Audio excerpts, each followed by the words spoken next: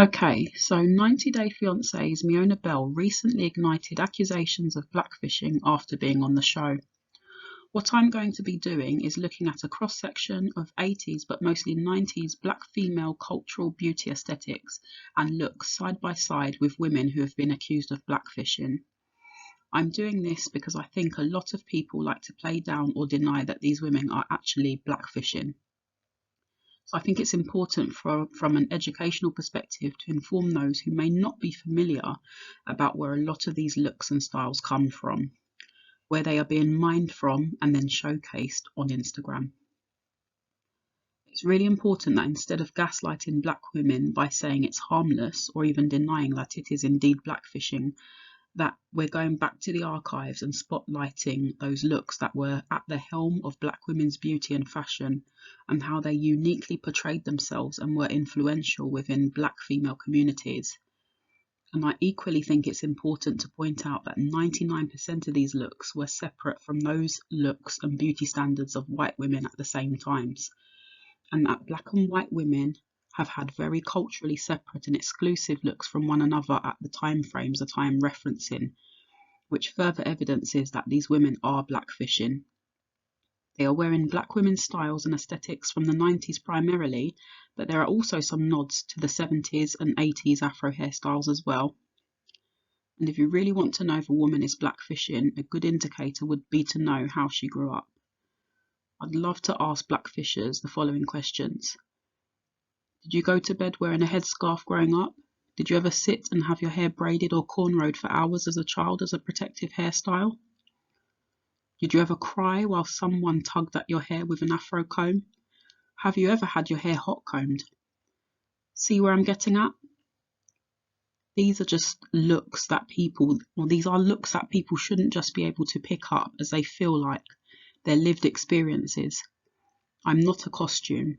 And as a black woman with afro hair growing out of my head, these are experiences that I went through due to having afro textured hair. These experiences are like a rite of passage for young black girls, and some of them are physically as well as emotionally painful and unique to us. Some of them are filled with pride, joy, and self-acceptance. Our hair is a protected characteristic, and therefore should be treated like one. And it certainly shouldn't be mimicked and imitated for the entertainment and financial gain of others.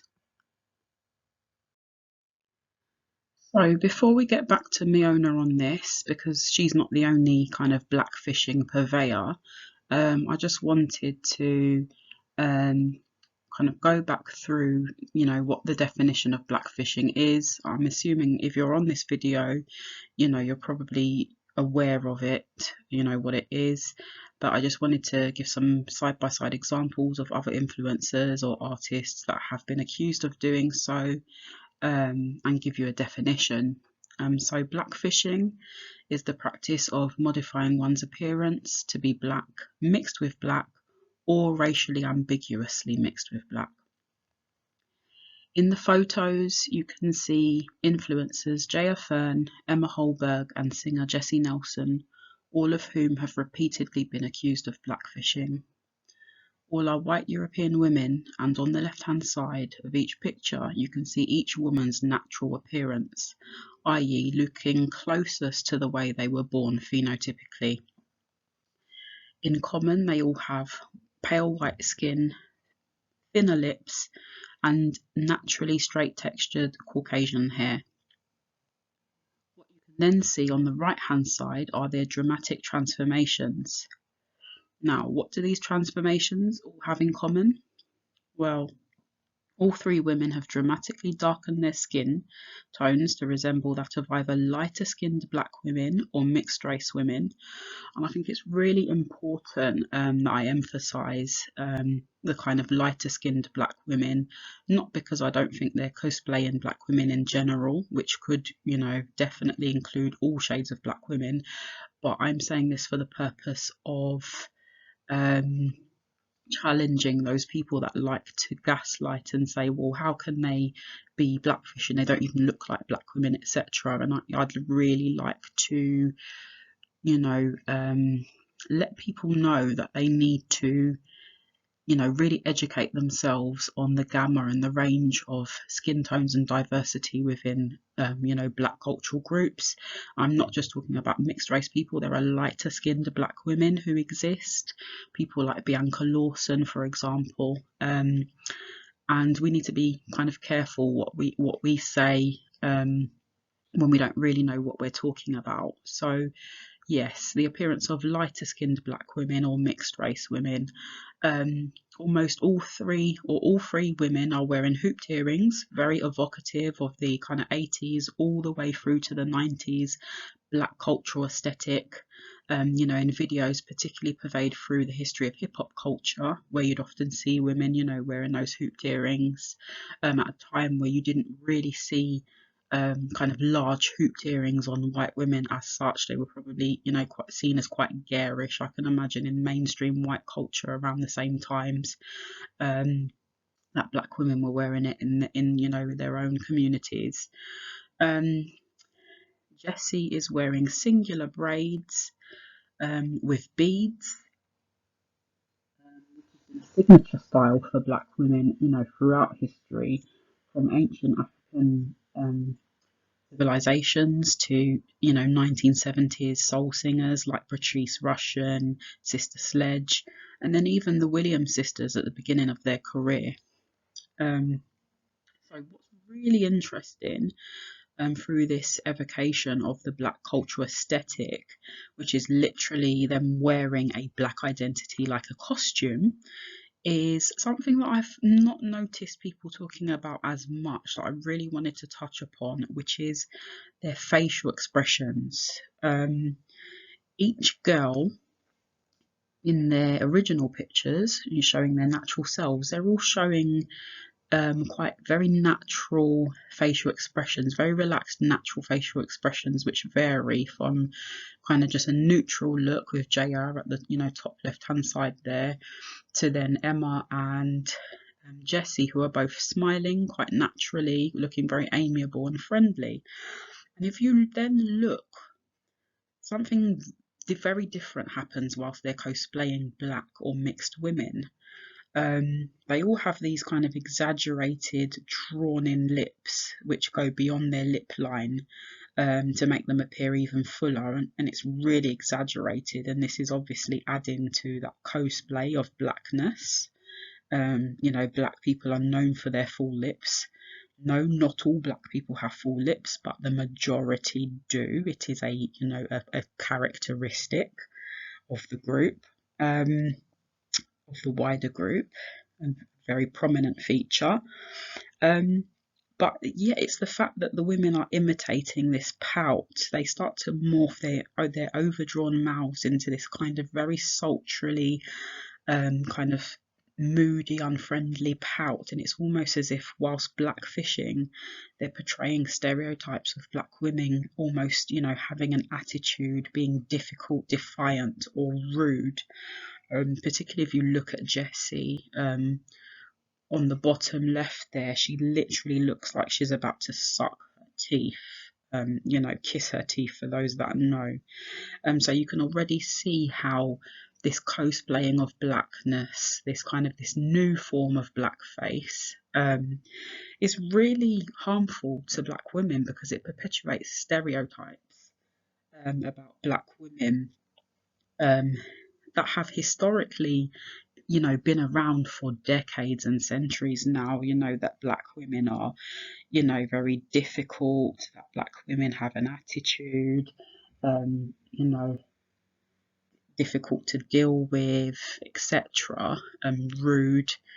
And yet these white women cosplaying as black women find a lot of opportunities, financial opportunities, in dressing up as black women, where in the same vein black women get marginalized for it. Black women have lost out on jobs for wearing their natural cultural hairstyles, and having natural hair, but yet these white influencers get to dress up as black women for fun and make money off of it, and it becomes profitable, and they gain, you know, a platform off it and adoration. So yeah, it's very harmful to black women when we actually think about the history behind it and how harmful it is to actually be purveying stereotypes of women that on the women themselves, on black women, are seen as undesirable and that they've been historically marginalized for. But yet for white women, it's another way to, to make money and to profit off. So here we have Diana Ross, one of the biggest divas to do it. I just want you to take a look at these visuals here. She looks absolutely stunning, but if we can just zoom in on Ms. Ross's hair, there's lots of volume, lots of thickness, there's kinky texture, there's a sheen to her hair. It's literally kind of floating like like a life force around her. We've got the sequined high 80s glamour. But I really wanted us to kind of look on that left hand side at that hair. Just take a look at the hair. Think about where you've seen it before recently. It's a beautiful look. It's a beautiful kinky hair texture that she's sporting there. And then if you look on the right hand side, she's got that very full pout on darkened lips. It's a very sultry look, but it looks very familiar, doesn't it? Let's think about that pout. She's really exaggerating that pout. Those are her natural lips, of course. But we've got the kind of that aesthetic of larger than life hair. Here we have two soul singers who are really prominent in the 80s, I think 70s as well. We have Brandy Wells and Angela Winbush. Again, we can see two really naturally beautiful women who are sporting, again, kind of blown out kinky textures, which kind of have a lot of volume and kind of that poofy feel to them. You can imagine they're quite soft, kind of soft, flowy, blow in the wind type of afro tresses that have been blown out, high glamour. You can look at the eye makeup there, especially with Brandy Wells at the top there, the kind of heavily smoky eye. Think about, Instagram kind of baddie aesthetics today, how similar it is. And I think that picture of Brandy Wells could be late 70s. Don't I can't tell you for sure, but it's definitely, I think Brandy Wells possibly late 70s, but Angela Winbush that's a kind of really 80s aesthetic. Again, you can see her hooped earrings, like I said, and that kind of candy coloured makeup, but the hair is everything there, those beautiful curls and that volume, that afro textured hair. That comes naturally to these women. These are looks that are being co-opted now. And so when we talk about blackfishing, it's not just that, of course, all races of people can have curly hair, but when we're talking about specific aesthetics and looks that have, culturally been used within the black community over decades, then this is what we're talking about. This is what black women are speaking on when they talk about their features, their looks being co-opted. Many of us had mothers and aunties, and older sisters who looked like this, in the 80s and the 70s. We can go back to family albums, etc. And for someone who was born with you know, um, white skin and Caucasian hair to all of a sudden be looking like this, it takes a lot of work, and it takes a kind of a dressing up, as you were, a dressing up of this type of look. Pretending and misleading others into believing that this is your identity, or that you have some type of proximity to this cultural identity, which is ultimately falsified. And we see that when we see these, original pictures of the women sporting their natural phenotypes. So here we have singers Patrice Rushen and Stephanie Mills. We've moved on a decade from the previous slides, showing that beautiful 80s glamour look, with the larger than life kind of blown out hair. We've now got a wet look, so we've got slightly more defined looks, looks that are kind of slickened with grease, stretched out. It's called a wet look. And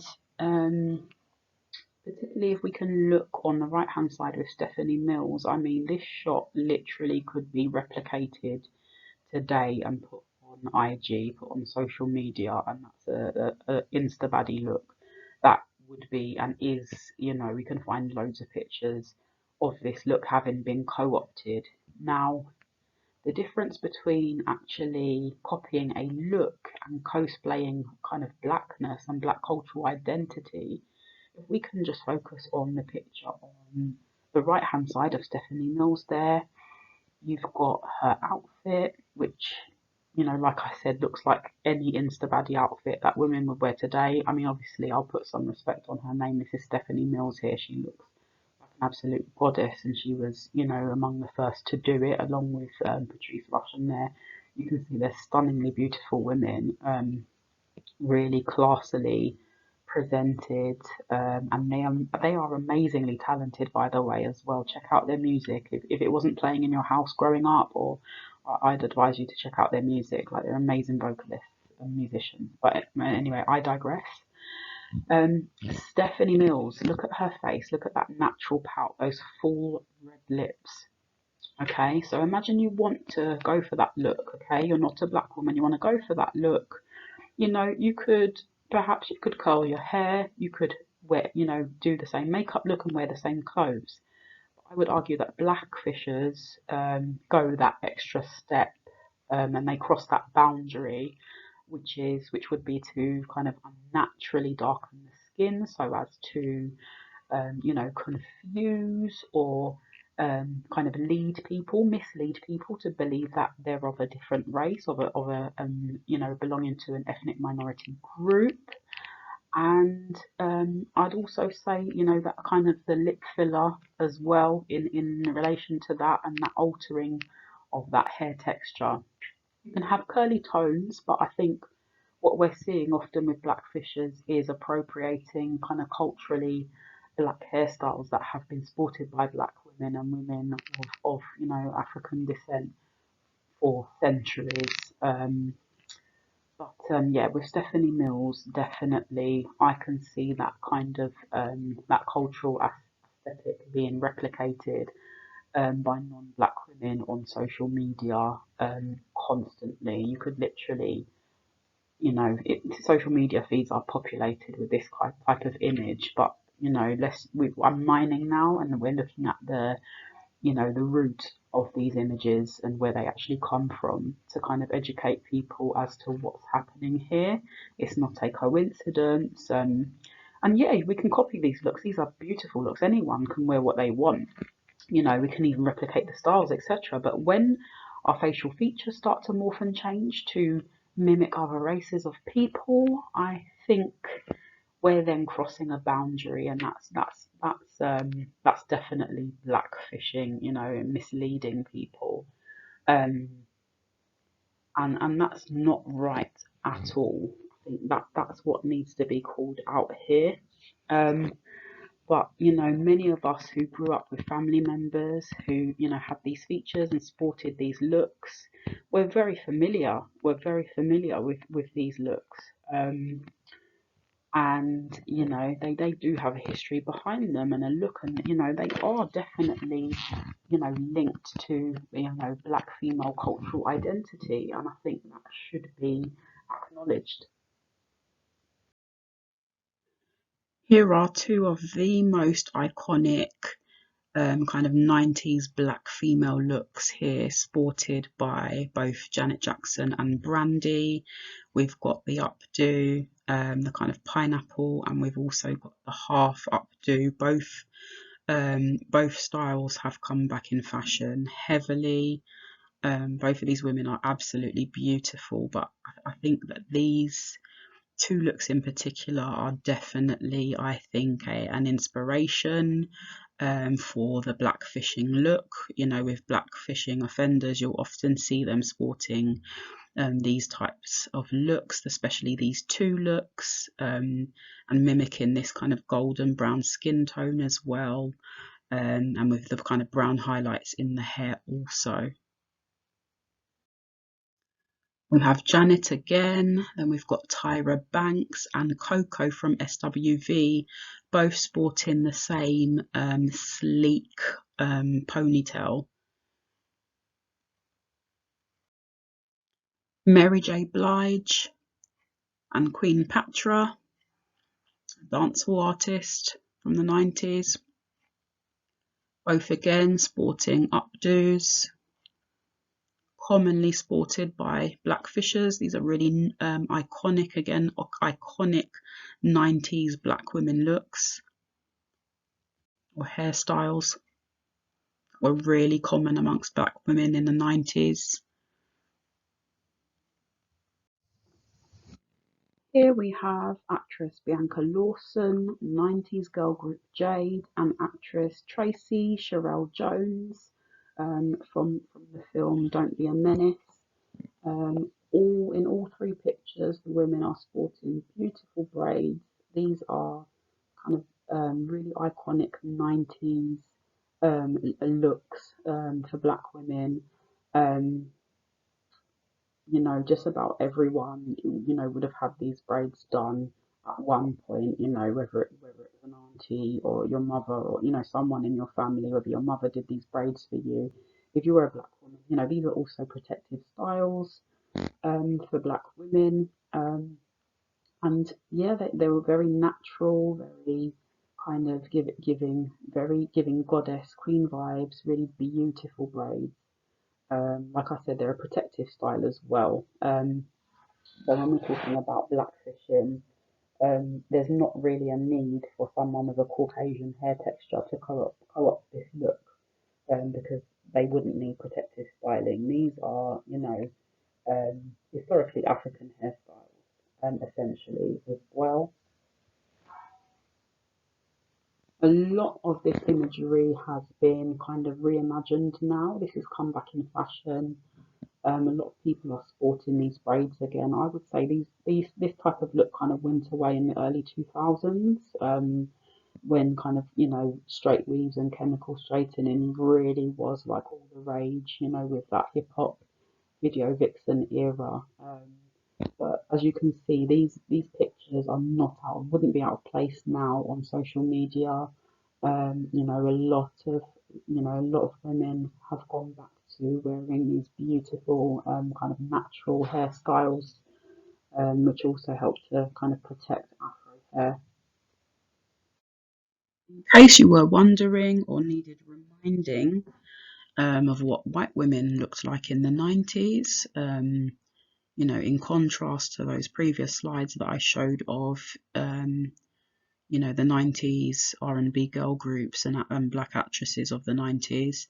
In contrast, you can see that the look for the white contemporaries in the industry, and that in the 90s aesthetic for white women was very different. As you can see, there's a very kind of girl next door aesthetic. You can see very, you know, loose hairstyles, with very little hair product and manipulation, kind of blow in the wind type of styles. And those hairstyles are ready to blow in the wind at any moment. It's very kind of loose. And, you know, I just wanted to add these slides in just to show how distinct, how very distinct black and white women's, you know, looks were from one another, you know, which is completely normal. We don't share the same, you know, features. We don't share the same hair texture. And that's why it's really important to allow those of us from, you know, culturally marginalized groups, and especially black women, you know, in online spaces, to be given spaces to celebrate, you know, our looks and our unique beauty, instead of having it cosplayed and mocked for financial gain. 90s pictures of Jennifer Love Hewitt, Neve Campbell and Leanne Rimes. I would argue that these are examples of extreme tanning but not blackfishing. Here we have Jessica Simpson, Katie Price and Lindsay Lohan. In these pictures, none of the women are pretending to be a part of another racial group. They still all distinctly look like white women who appear to have overdone it with tanning, yet there is a difference between this and blackfishing. Yes, it can be argued that they are deliberately wanting to appear more melanated, but they mostly still look like they belong to the ethnic groups that they were born into. So now that we've looked at the distinct looks of both black and white women, particularly in the 90s, those separate distinct looks from one another that we had at the time, and what blackfishing isn't. It's not the deep tanning that I just showed in the previous slide. Can we talk about what blackfishing is and the definition? So I've got a side-by-side picture of Janet Jackson during her Janet era, and Jesynelson again, and once again we've got this exaggerated kind of tongue showing and pout and attitude, you know, almost cosplaying that almost stereotypical black girl attitude, which is, you know, really vile and stereotypical. It follows black women everywhere we go. There's this idea that we are, you know, aggressive, like I said before, and difficult to approach. But here we have Jesynelson, you know, happily flaunting this stereotype while sporting these, you know, huge kind of curly textured extensions, very similar to that Janet-esque era, that image that Janet had in the 90s in terms of the hair and the makeup, at least. Obviously Jessie there is sporting a more early 2000s look with the clothes, but that hair is, you know, definitely giving, you know, black diva cosplay, you know, or even kind of mixed race hair texture cosplay. Even, like I said, Diana Ross, I showed those slides before. It's a lot of cosplay there in that picture. Again, people like to gaslight people who call out blackfishing by saying, you know, it's not only black people that have curly hair or that tan, but I would argue that, you know, being British myself, I know that, you know, your average white British woman or white English woman isn't going to, you know, tan to you know, to become a caramel kind of complected black woman, you know, with you know, a day's worth of sunbathing, you know, at Brighton Beach. I'm sorry, you know, we have to use our common sense with these things. But also, you know, that pout, that you know, those enlarged lips, you know, what racial group prominently has, you know, larger lips? You know, I think the answer to that question is very obvious. It's, you know, the look that she is cosplaying here, it's very obvious. It couldn't be more far removed from her, you know, natural phenotype of, you know, white skin, fairer hair, thin lips, paper thin lips.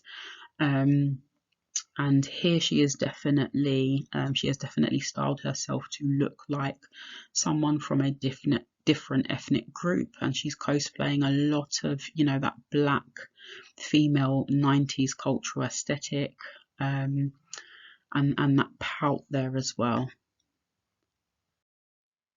So we're back at looking at Miona from 90 Day Fiancé, and we can see her in the top right hand corner, in her original natural state. That's her natural phenotype. She is a white European woman. We can see her with visibly pale skin, very straight Caucasian hair texture, very phenotypically white, and yet we can see her also cosplaying as a black woman, looking very kind of Janet era-esque, with the very kind of voluminous curls there, exactly the same ones that Janet is sporting. It looks kind of like a piece, as again you can see, you know, on the top, on that top right hand corner, she has very, very visibly thin lips. Again, they are exaggeratedly,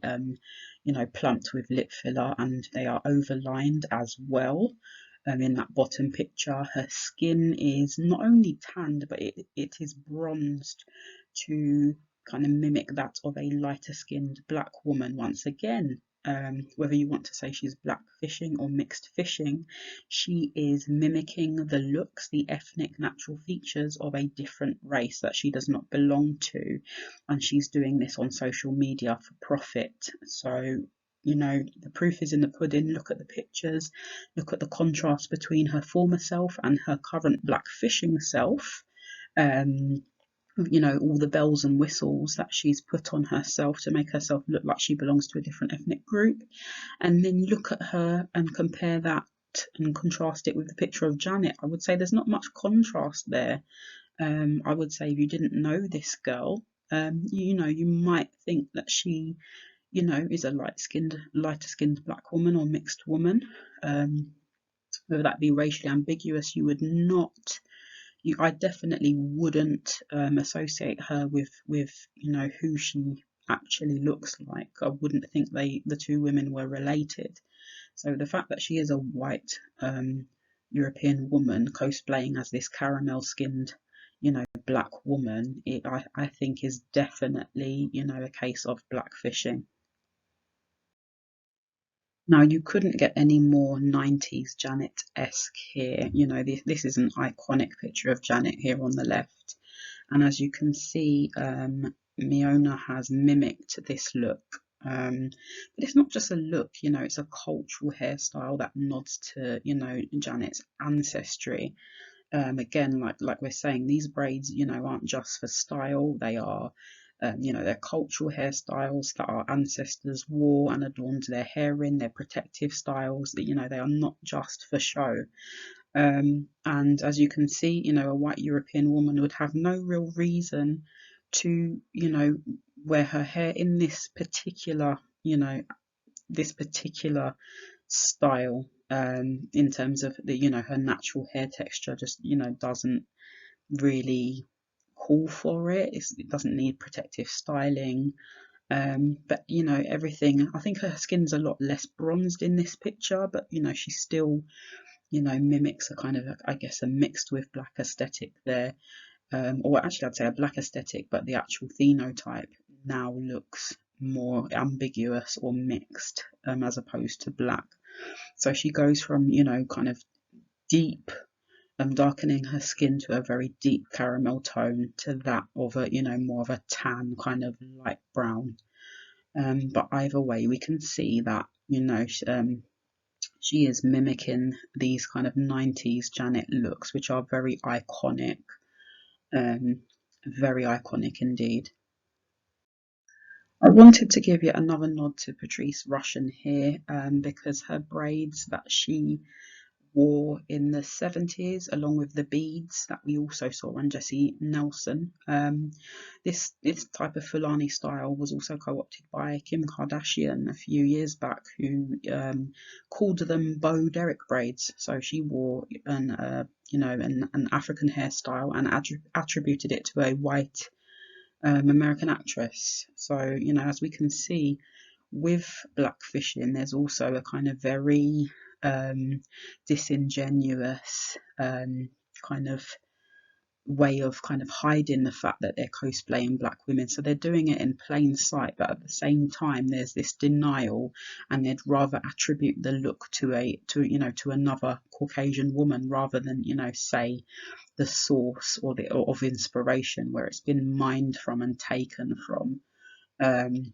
Which again just adds to the disenfranchisement of black women. So black women's looks are being cosplayed, they are being mimicked for financial gain. Much of the Kardashians' careers have been based off of them creating looks and an allure about them, which has been taken from co-opting a lot of these styles that I've shown today. That come from, you know, black cultural aesthetics that black women have created for themselves to uplift, you know, themselves in times where they've been socially and culturally marginalized and disenfranchised. But again, you can see that, you know, blackfishing is almost a type of another type of marginalization, where black women's looks and aesthetics are taken by another group, by a more dominant group, and then again they're used in a way that marginalizes black women, or they're seen as, you know, that hairstyle is not appropriate for this workplace, or it's not professional, or your attitude is aggressive, etc. But then on a white woman it's praised and it's monetized. Black girls are made to feel inferior and insecure about their looks as soon as they're old enough to receive messages about European beauty standards. Movies, fairy tales, and TV programs have historically done a particularly good job at portraying and uplifting white beauty ideals, particularly blonde hair and blue eyes, as superior. Simultaneously, ridiculing the looks of black women has been very prevalent in the media throughout history. From minstrel shows and Aunt Jemima branding to the mammy tropes portrayed in film, black women's unique features have been derided and poked fun of for comic relief for endless decades. Many young black girls share the same stories of being made fun of at an early age, for the tone of their skin and the texture of their hair. However, nothing is more ironic than a generation of black women who can attest to being teased about their rubber lips at school, the same rubber lips that white women are emulating with fillers to cosplay a phenotype synonymous with black people. One of the biggest travesties of blackfishing is not only the act itself, but the denial and hypocrisy that goes along with it. The hypocrisy which sees nothing wrong with uplifting white women with surgically enlarged lips, but in the same breath seeks to render black features on black women as somehow inferior, continues to marginalize it, and most worryingly of all, is still paying black women influencers significantly less money.